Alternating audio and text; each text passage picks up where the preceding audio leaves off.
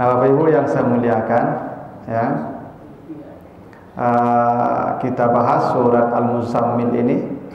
Surat Al-Muzammil ini dikategorikan surat Makkiyah. Surat Makkiyah itu artinya surat yang diturunkan pada periode Makkah atau sebelum hijrahnya Nabi ke Madinah, walaupun tidak turun di Makkah. Jadi namanya ayat Makkiyah itu tidak selalu turun di Makkah, Bapak Ibu ya. Boleh jadi dia di luar kota Makkah turunnya, tapi sebelum hijrah. Itu definisinya. Dan surat Al-Muzammil ini adalah bagian dari wahyu-wahyu yang awal diturunkan Allah. Ada surat Al-Alaq, Iqra, lalu ada surat Al-Mudassir, lalu ada surat Al-Isra ayat 214. Lalu kemudian ada surat Al-Qalam dan baru surat Al-Muzammil. Itu menurut urutannya.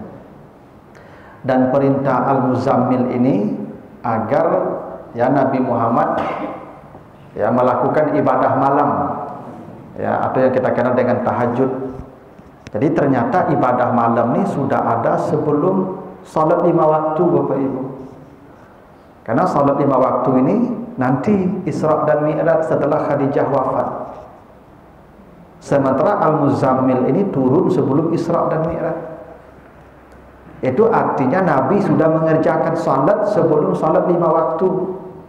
Baik. Itu kenapa di wahyu yang di surat Al-Alaq itu, ara'aital ladzi yanha 'abdan iza shalla. Itu Nabi Muhammad sudah salat itu. Itu di wahyu pertama sudah salat Nabi itu. Cuman salat yang wajib, yang hukumnya wajib, yang 5 kali sehari semalam, yang jumlah rakaatnya 17, itu nanti setelah hijrah. Setelah hijrah. Sebelum hijrah, salat sudah wajib pada waktu Isra dan Mi'raj, tapi baru 11 rakaat. Jadi kata Nabi, salat yang wajib ini pertama kali diperintahkan itu 11 rakaat. 2 subuh, 2 zuhur, 2 asar, 3 maghrib, 2 isya. Lalu setelah hijrah kata Nabi baru 17 rakaat. Yang zuhur 2 jadi 4, yang asar 2 jadi 4, yang isya jadi 4, yang subuh tetap 2 karena dipanjangkan bacaannya kata Nabi. Dan maghrib tetap 3 karena witir siang. Jadi salat ini pertama kali 11 rakaat. Itu kenapa kata Nabi musafir dikembalikan salatnya seperti salat semula, 11 rakaat.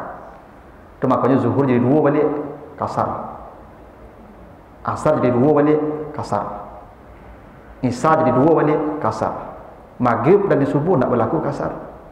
Jadi orang mengkasar salat bukan memotong salat, mengembalikan praktek salat seperti pertama kali dikerjakan waktu perintah salat turun pertama kali 11 rakaat.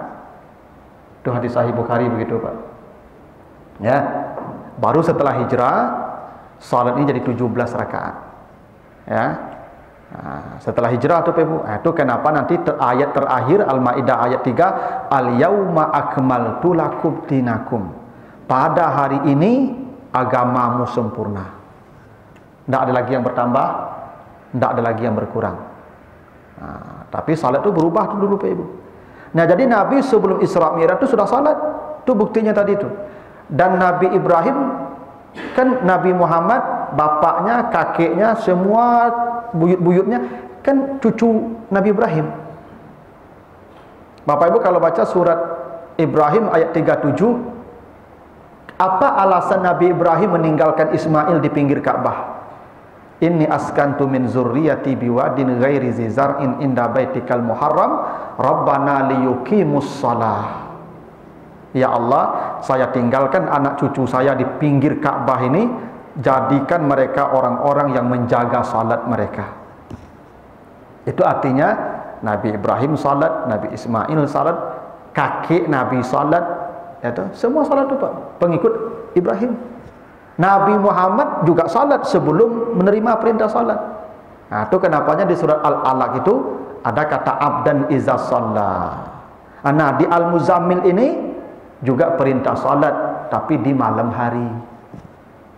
Ya. Nah, Jadi memang Nabi sudah salat, tapi walaupun prakteknya mungkin agak beda dengan yang format yang diajarkan Nabi setelah turunnya perintah salat nanti. Nah, itu ya tentang sejarah salat. Nah, jadi Al-Muzammil ini intinya agar orang bangun di malam hari dan mengerjakan ibadah malam, salah satunya adalah salat ya, atau qiyamul lail namanya. Kita baca ayatnya, auzubillahi minasyaitonirrajim, ya ayyuhal muzammil. Jadi bacanya bukan muzammil, Pak. Muzammil. Double tasdidnya ini. Muzammil. Artinya orang yang berselimut. Asal katanya muzammil ini mutazammil. Tazammala ya tazammalu, orangnya mutazammil. Mutazammil. Tapi diganti ta dengan zai, lalu ditasdidkan dia, namanya mudha'af. Hurufnya menjadi berdempet ganda.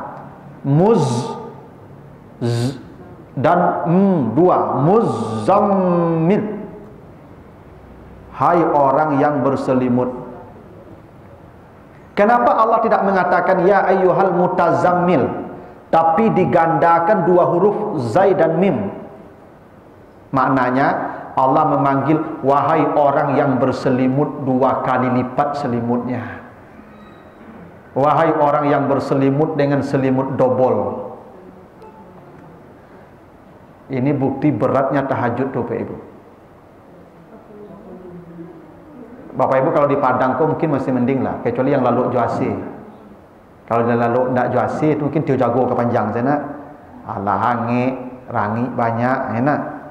Bapak Ibu kalau lalu di kampung rumahmu di jalan panjang itu selimut tabaku dua lapis Bapak Ibu. Makin pagi makin lama melo selimut Bapak Ibu. Ya. Dan bangun waktu jam 4, jam 3 tu Masya Allah perjuangnya Pak Ibu ya, tidak mudah itu Pak Ibu. Ini kalau negara Arab dulu kan mereka punya musim dingin, tidak selalu di sana musim itu satu musim panas, tidak ada musim dinginnya Pak. Ketika musim dingin tu Masya Allah selimut bisa sampai lampi itu Pak Ibu. Itu kenapa yang dipanggil tuh muzammil, dimudaafkan, dilipat gandakan dua huruf zai dan mim ya. Wahai orang yang menggunakan selimut dua lapis atau berlapis-lapis. Nah, ini menunjukkan bangun malam tuh tidak mudah Pak Ibu ya. Itu kenapa nanti di akhirat di padang mahsyar mereka tidak ikut antri di padang mahsyar lagi berdiri 50.000 tahun. Karena saat orang tidur nyenyak, mereka sudah bangun, sudah berdiri.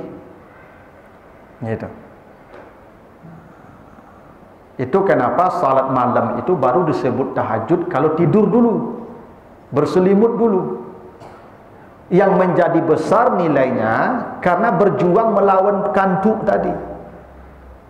Makanya kalau Bapak Ibu tidak mau mengantuk, mata tidak mau mengantuk, kebetulan daripada memanung-manung saya buat tahajud aten. Tidak ada nilainya tapi ada pun nilainya tapi tidak seperti tahajud ini karena tidak ada perjuangan, kebetulan mata tidak melaluk itu Pak. Makanya ya perjuangan itu membuat nilainya menjadi besar karena selimutnya 2 lapis atau 3 lapis ya. Allah panggil wahai orang yang berselimut. Ini untuk Nabi Muhammad sebenarnya Pak Ibu ya, ditujukan, tapi itu untuk kita juga umatnya.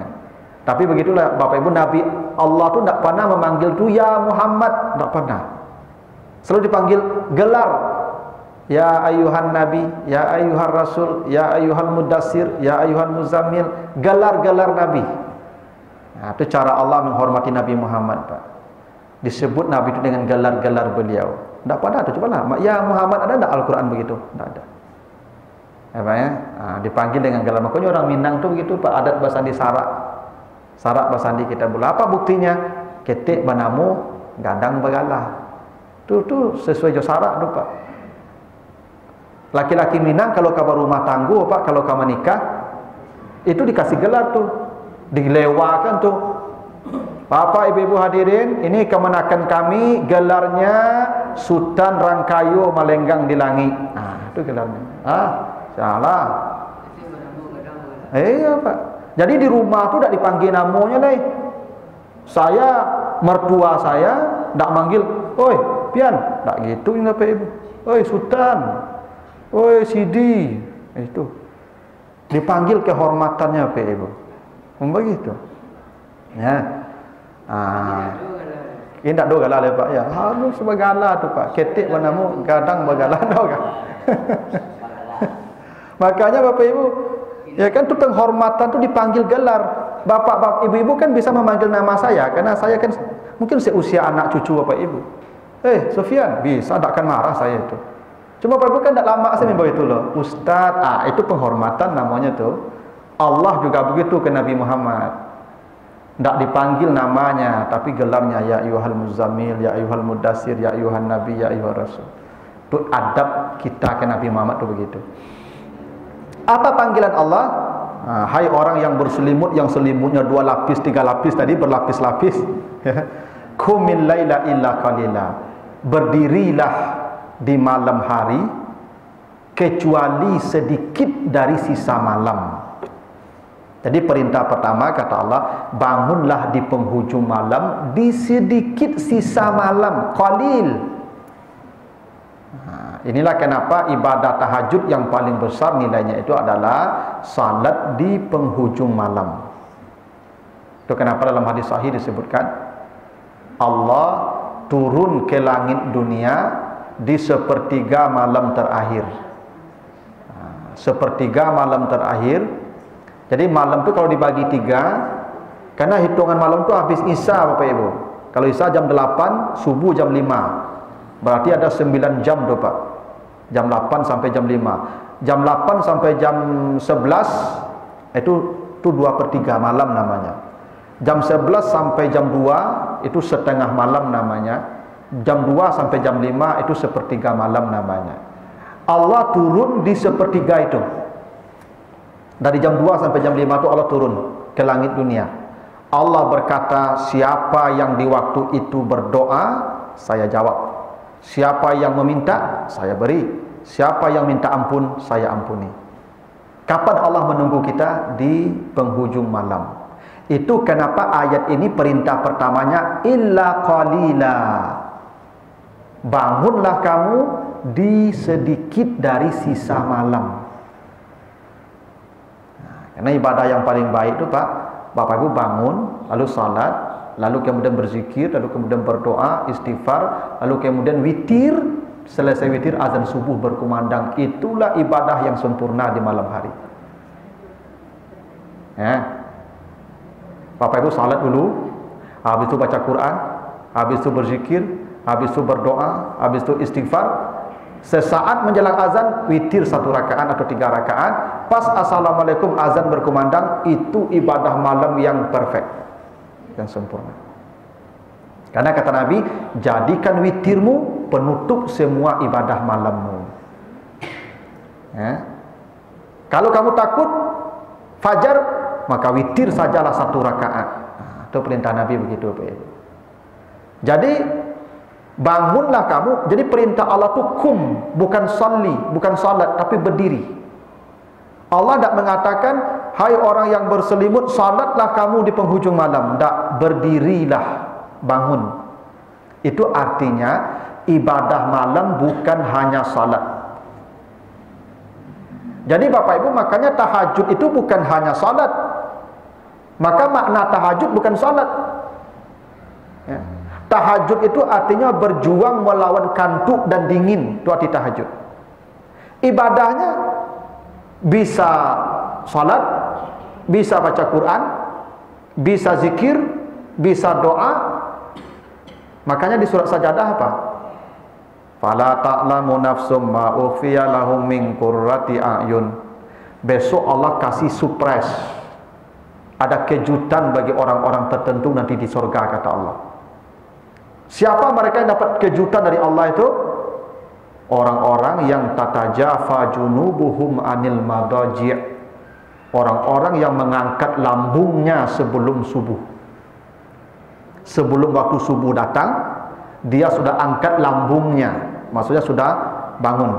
Apa yang mereka lakukan? Tidak salat, tidak baca Quran, yad'una rabbahum khaufan wa tama'a. Mereka berdoa kepada Allah dengan harap dan cemas. Bapak ibu bangun jam 3 atau jam 4, berwuduk, duduk saja di sajadah tu, tidak salat, tidak baca Quran, berdoa sampai subuh. Itu tahajud namanya. Jadi tahajud itu bukan salat saja. Salat salah satu ibadah tahajud. Makanya di ayat lain apa kata Allah? Wabil ashar hum yastaghfirun.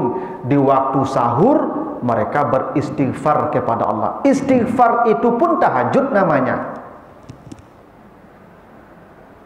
Makanya kata Allah di sini di Al-Muzammil ini nanti faqra ma tayassara minal Qur'an, bacalah Al-Qur'an. Membaca Al-Qur'an itu pun tahajud namanya. Jadi salat tahajud itu sebenarnya tidak ada Bapak Ibu. Yang ada tuh qiyamul lail. Nama salatnya salat malam. Itulah kata Nabi, salatul lail masna masna. Salat malam itu dua. Tidak ada salat tahajud disebut Pak, salatul lail namanya. Tapi kalau Bapak Ibu biasa menyebut tahajud, salat tidak apa-apa, lanjut sajalah, tidak ada masalah itu. Usolli sunat tahajud rak'ataini. Kok ada yang biasa begitu atau sajalah, tapi sengaja aku salat 2 rakaat karena Allah, selesai begitu saja, selesai itu Pak Ibu. Tidak penting juga itu ta'yinnya itu. Nama-nama salat dalam sunat itu tidak penting. Yang penting salat saja 2 rakaat karena Allah. Jadi memang waktu terbaik kita beribadah itu di penghujung malam. Yang paling afdal witir kita langsung bersambung dengan azan subuh. Itulah ibadah yang paling baik. Saya kira ini bisa kalau Bapak Ibu merencanakannya.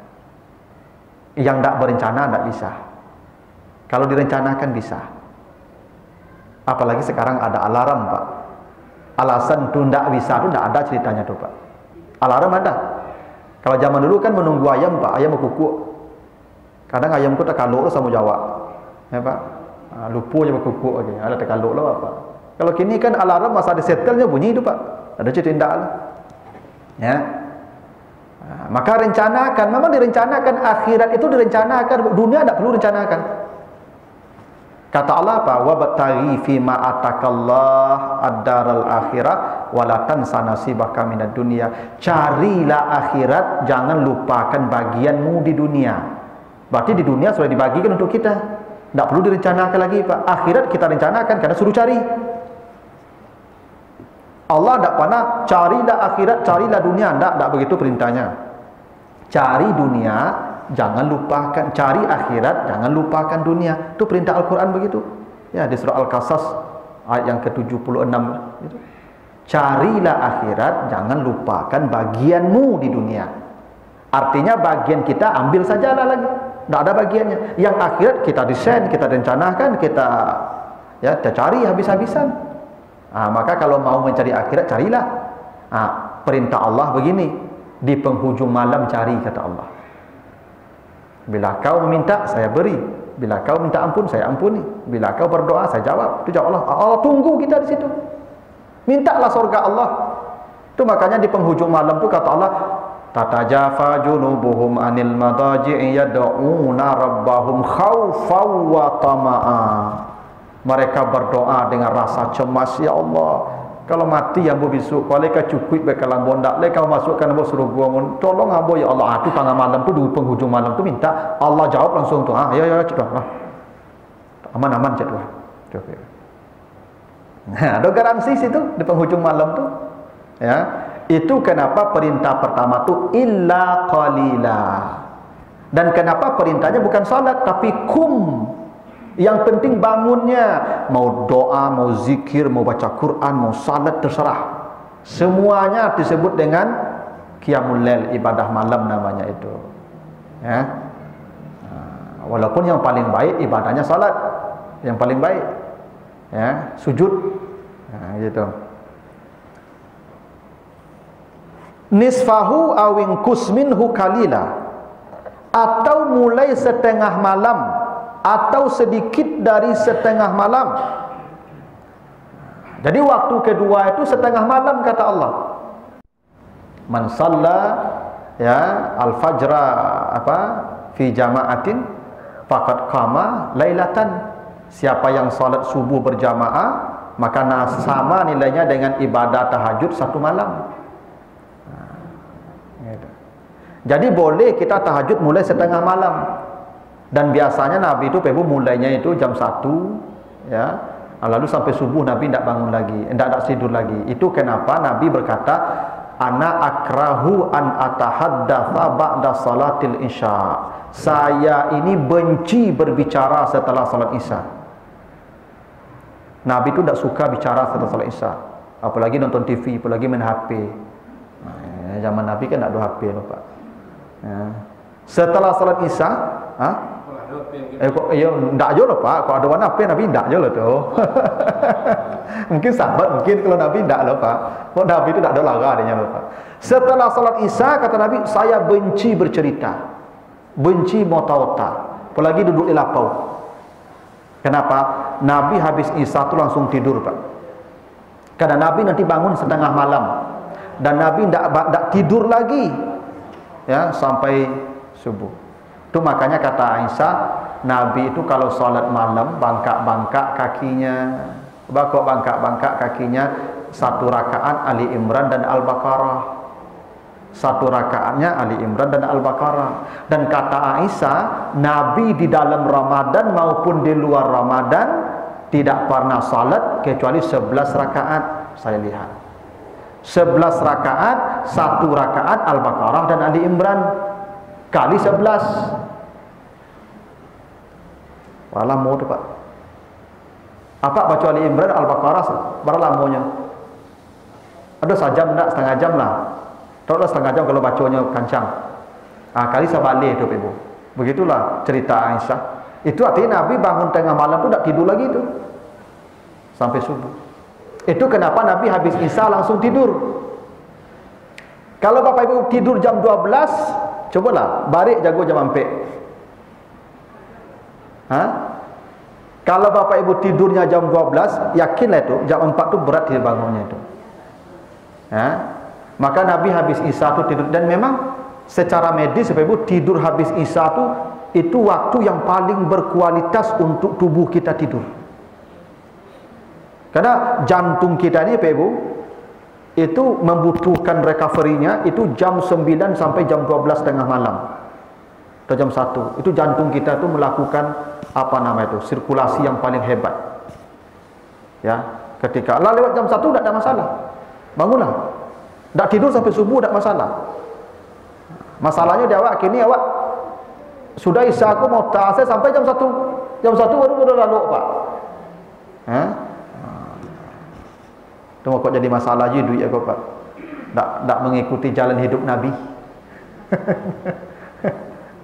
Ya zaman kini kok jarang-jarang orang yang lalu jam 10, jam 9 tu Pak. Bakok itu ya tu tadi. Lampu ada, TV ada, HP ada. Sehingga lalu rata-rata jam 2 balik. Tapi syukur-syukurlah Bapak Ibu yang dah biasa bangun jam 4 tu, dia tak ada payah mana. Nah sebenarnya kalau awak ingin jaga jam 4 tu, tak perlu pakai alarm Bapak Ibu. Karena alarm sudah Allah pasang 2 di kiri kanan kita. Kata Allah di surat Qaf, ya surat Qaf ayat 17. Iz yatalaqqal mutalaqqiyan anil yamin wa anis shimali ka'id. Allah sudah mengutus ada satu malaikat kanan, ada satu malaikat kiri yang duduk menjaga orang itu. Jadi Bapak Ibu di kanan kiri kita ni Pak, ada 2 malaikat yang standby duduk saja dia Pak. Menjaga kita waktu kita tidur tu duduk sedekit awak. Makanya ibu apa-apa kalau mau mengeceklah di kala luk tu je nyo. Woi, jago dan miko yo jangan pek. Koknya jawek jadi je. Lalu selale. Mana tahu koknya jawek lo Pak tu. Koknya jawek jadi je lo le. Ya. Tapi memang ada itu Bapak Ibu. Cobalah Bapak Ibu kalau tak percaya, teslah. Mengecek je. Jago dan miko jangan pek. Cuba calik beko, pasti jago. Begitu jago, calik jam langsung. Jampe. Mungkin duduk atau tidak tu pilihan kita. Ya. Karena di samping kanan kiri ada pula depan belakang tu setan. yang mengikat kita dengan 3 ikatan. Begitu kata Nabi, setan itu ketika manusia tidur mengikat manusia dengan 3 buhul. 3 buhul tu. Ketika kita buka mata, kalau dia jago ni malaikat tu, kecek dengan setan, sabantalailah, lamolah. Lalu dia Allah selesai. Gitu. Nah, jadi waktu ibadah malam tu bisa nisf, ya, setengah malam. Ya. Auzid alaihi, atau lebihkan dari setengah malam. Itu yang 2/3 malam tadi. Mulai jam 8. Bapak Ibu misalnya habis maghrib tertidur. Mungkin tadi pulang dari luar kota latih mana, tak kalok dari kursi. Tak sambil tak kalok dari kursi tu Bapak Ibu. Jago jam 9 solat Isya, boleh tu solat malam tu. Masuk waktu 2/3 tadi. Cuman yang itu belum afdal. Tidak waktu terbaik, tapi sudah boleh. Karena salat malam itu mulainya setelah salat Isya. Dan tahajud itu baru dinamakan tahajud kalau tidur dulu muzammil. Kalau belum muzammil, belum tidur, belum tahajud namanya. Tapi salat malam boleh. Ibadah malam ya, qiyamul lail ya, cuman tidak kategori tahajud karena belum muzammil, belum tidur, belum berselimut.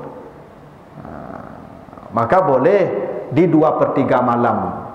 Auzid alaihi, atau lebihkan setengah. Lebihkan setengah itu maksudnya 2/3 malam. Apa perintah Allah? Warattilil Qur'ana tartila.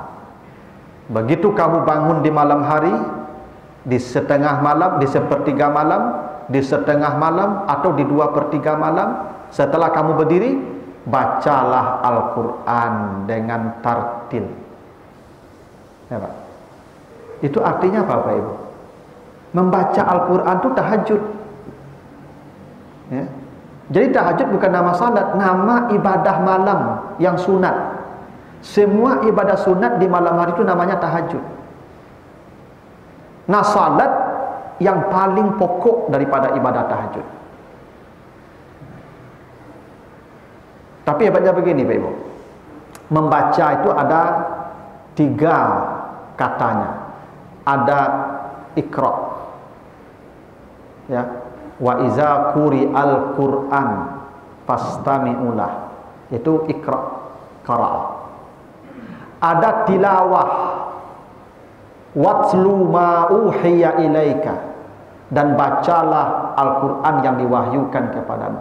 Watlu, tilawah. Ada tartil, warattilil Quran tartila, murattal orangnya, bacaannya.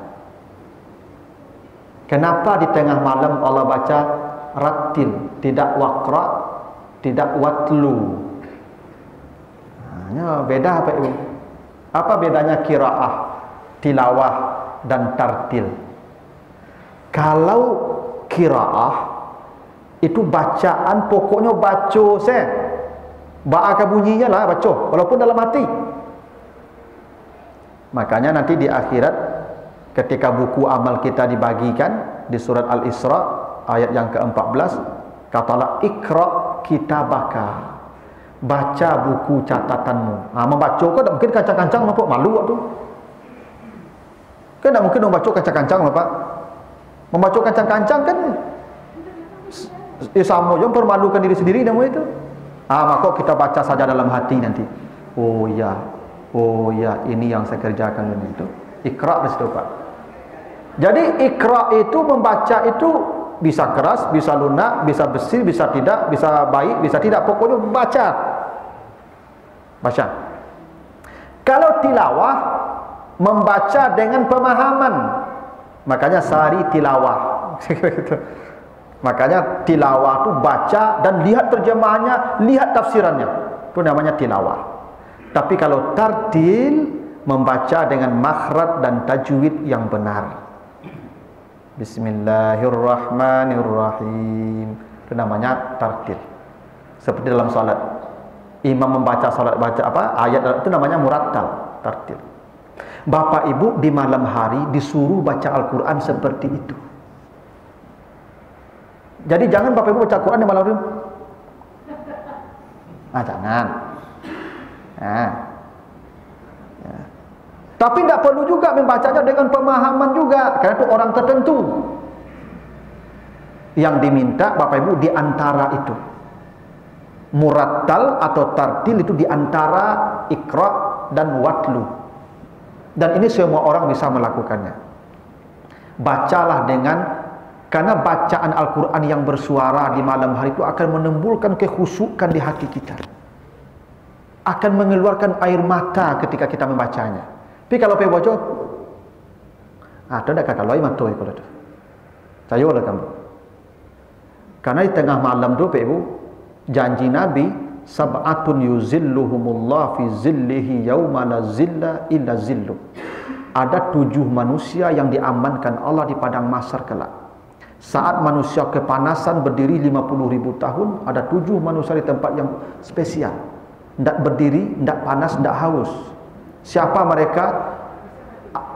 Rajulun zakarallah khaliyan fafadat aina. Seseorang yang di tengah malam ketika orang tidur, dia berzikir, lalu air matanya menetes. Zikir itu Al-Quran yang paling hebat. Kata Allah di surah Al-Anbiya ayat 50, haza zikrun mubarak. Al-Quran zikir yang paling hebat. Maka kalau Bapak bersuara membacanya, ya ayyuhal muzammil qumil laila illa qalila, itu akan air mata pun menetes. Kalau ada Bapak Ibu pernah meneteskan air mata di penghujung malam itu karena membaca Al-Quran, maka kata Nabi, haram dijilat api neraka. Di padang mahsyar Allah selamatkan dari 7 manusia yang selamat. Dia salah satu. Walaupun tak mengerti, Ibu. Karena Al-Quran itu tak perlu mengerti juga. Karena Al-Quran itu mau'izah, menyentuh perasaan. Bapak Ibu kalau pergi ke Makkah dulu, salat di Masjidil Haram itu tabi imatona, pandai ini baca imam. Kenapa? Karena dia menyentuh perasaan kita. Karena bacanya murattal tadi. Karena bacaan murattal itu menyentuh perasaan. Ya? Kalau watlu tidak menyentuh perasaan, tapi kita paham isinya. Ya? Kalau ikra, antuk-antuk saja, tidak mengerti lah. Allah antuk, tidak mengerti lah. Kalau tilawah, kita baca dengan pemahaman, tapi belum tentu tersentuh perasaan kita. Tapi dengan tartil, akan menyentuh perasaan kita. Dan dampak dari murattal itu air mata kita menetes. Dan air mata yang menetes di sunyi, di dalam kesunyian malam itu air mata yang mahal, kata Nabi. Wa rajulun zakarallaha khaliyan fafadat ainah. Air matanya mengalir ketika dia menyebut nama Allah dalam kesunyian malam. Itu makanya perintahnya waratil, bukan faqra. Ya, bukan watlu. Jadi Bapak Ibu kalau malam itu bacalah Quran dengan suara walaupun pelan, bersuara, karena akan mempengaruhi kekhusyukan hati. Tapi saya sarankan Ibu kalau salat malam baca Quran jangan di kamar, keluar dari kamar tuh. Bapak lalu jangan Ibu enggak dua Pak, Ibu nyapak ke kerajo pagi tidak boleh. Hah? Tidak boleh. Ibadah kita tidak boleh mengganggu orang. Ya. Apanya KPK Rajo siang beko banyak tugasnya. Wajib mencari nafkah tu. Ibu gaduh je semua yang sunat kau. Tak boleh. Kecuali apa berjanji tadi. Bu, jagoan apa beko ya? Ajud, jagoan dah. Baca Quran kancang-kancang ke telinga itu. Kayak jago ya. Kan berjanji tadi. Kalau tak berjanji, jangan Ibu di luar baca Quran. Jangan ke kamar. Kadang berang apa beko. Kamu makak saya macam itu je beko tu. Dan kalau lok je. Ya, jangan Bapak Ibu kata laki-laki ku sama apa pun dah. Ha? Iya, tak sama laki-laki Pak. Kau boleh Pak Haji ku sih orang sadu aman lah orang rumah aku baca Quran sampai tengah malam dia. Atau model beliau kan aman kau. Ya tu. Tapi kan ada laki-laki kan ya salat dia sangat lama laluknya. Isteri ku baca Quran je seringi mah. Dan kalau laluk kau makak saya keluar lah macam. Kalau suami mau isteri solat tahajud baca. Oh ya Pak, kalau suami iyonya kepala mah. Iyalah, yang tak boleh itu istri membangunkan suami. Kalau suami membangunkan istri, Nabi contohkan bila masuk 10 malam terakhir di bulan Ramadan. Apa yang dilakukan Nabi? Syadda mi'zarah. Nabi mengencangkan ikat pinggangnya. Wa aiqaza ahlaha, membangunkan istrinya. Nabi lakukan Pak. Tapi Aisyah tak pernah membangunkan Nabi tengah malam. Isteri-isteri Nabi tak pernah membangunkan Nabi, walaupun Nabi malah bangun juga. Tapi isteri tidak ada tuntutan membangunkan suami. Sebabnya kewajiban mencari nafkah siang mereka. Mencari nafkah siang hari lebih kadang perlu tahajud itu. Kalau subuh atau kalau suami baca. Oh, jagoan itu wajib. Yang wajib ya itu. Ibu dia sayangnya apa subuh. Oh, dan neraka mereka sayang Allah tu. Menyuruhnya ke neraka tu mah. Kalau dia tak tahajud, dia tak akan berdosa, tak akan masuk neraka. Tapi kalau subuh, neraka. Perintah Allah, ku anfusakum wa ahlikum nara. Jaga dirimu dan keluargamu dari neraka. Berlaku ketentuan di situ. Oh, tidak, jangan ibu. Jangan padiasa papa lalu subuh aja orang azan subuh kayaknya berkaru. Ibu apa biasa nanya usuk kerajo mah anda ada cerita lo Pak Ibu. Nyo gulung kena neraka besok. Itu jagoan lah subuh tu. Tapi kalau di jagoan tak you namu aja jago lah. Ibu lah selesai urusan ibu sampai situnya. Ya kan tugas kita kan, tugas ibu-ibu kan mengingatkan. Kan namanya bawahan kan mengingatkan atasan. Tak boleh memerintah atasan. Ya. Sudah diingatkan dia tak mau, sudah urusan dia dengan Tuhannya. Ya. Kalau suami ibu tak salat, ibu tak akan ditanya di akhirat. Tapi kalau ibu yang tak salat, suami ibu ditanya. Karena kesalahan bawahan, pimpinan tanggung jawab. Kalau suami ibu berjudi, mohon maaf nih, berzina segala macam, ibu tidak akan ditanya sedikit pun. Tapi kalau ibu yang berbuat salah, suami ibu tanggung jawab di akhirat nanti. Dia yang pertama digulung ke neraka tu. Itu makanya seorang suami membangunkan isteri boleh, tapi isteri tidak bisa membangunkan suaminya Pak. Mengingatkan tu boleh, kalau sudah yang wajib-wajib sifatnya. Oh dia berdosa, urusan dia dengan Tuhan. Urusan ibu patuh sajalah. Gitu. Nah itu kenapa di malam hari, di penghujung malam itu perintah membaca Al-Quran itu bukan ikra'il Quran, bukan watlul Quran, tapi warattilil Qur'ana tartila. Baca dengan suara, dengan makhraj yang baik, dengan tajwid yang baik, sehingga bacaan yang baik itu akan mempengaruhi hati kita, sehingga air mata kita bisa mengalir. Dan ketika itulah air mata yang paling mahal. Khalian, ketika orang sedang sepi dan sunyi, sibuk dengan peraduannya, dia menangis terisak membaca Al-Quran ini, dia selamat yang pertama di akhirat tu Pak. Gitu. Tapi ibu-ibu calik-calik juga keadaan. Kalau siko lalu orang setumpuk, siko lalu orang setumpuk, siko lalu jangan baca Qurannya kancang-kancang untuk saudara. Kan bisa jadi Pak tu hari-hari tertentu kerami si rumah ko Pak. Di kamar ko lalu, di luar ko lalu. Tidak usahlah bersuara. Ibu baca lambat-lambat saja. Karena ibadah malam ini tidak boleh orang tahu. Itu makanya saya tidak setuju tu Bapak Ibu dikirim WA grup tahajud. Bila kau baca orang tu? Besok pagi baca tu mah. Ya tapi kan ada tahajud apa kau ya? Tu hati-hati. Menampakkan amal ke orang tu hilang. La tubtilu sadaqatikum bil manni wal azza kallazi yunfiqu malahu ria'an nas. Jangan kau hapus amalmu dengan cara menampakkannya kepada orang. Saya tidak setuju tu mengirim WA grup tahajud tu. Kalau mau janjian dengan dia, telepon. Kalau WA aku ni mati apa-nya mah. Orang lalu tu mati apa tu mah. Besok siang dia buka tu mah. Tak kata jagolanya dia bunyi WA apa dulu tu. Dikirim jam 3 pagi tu. Hati-hati tu Bapak Ibu. Setan jam terbangnya tinggi. Kalau tak bisa kita dilarangnya beribadah malam tak apa-apa. Disuruhnya tapi tengah malam tu ambil apa capek lah. Mungkin tahajud kurang. Tu cara setan menghapus amal kita tu hebat Bapak Ibu. Awak payah, capek, latih tapi neraka ujungnya. Tu setan tu santi yang mana Bapak Ibu. Nah, itulah Bapak Ibu masuk waktu Isya. Kita lanjutkan di ayat pertemuan berikutnya. Lebih kurang mohon maaf. Subhanakallahumma wa bihamdika asyhadu an la ilaha illa anta astaghfiruka wa atubu ilaika. Wassalamualaikum warahmatullahi wabarakatuh.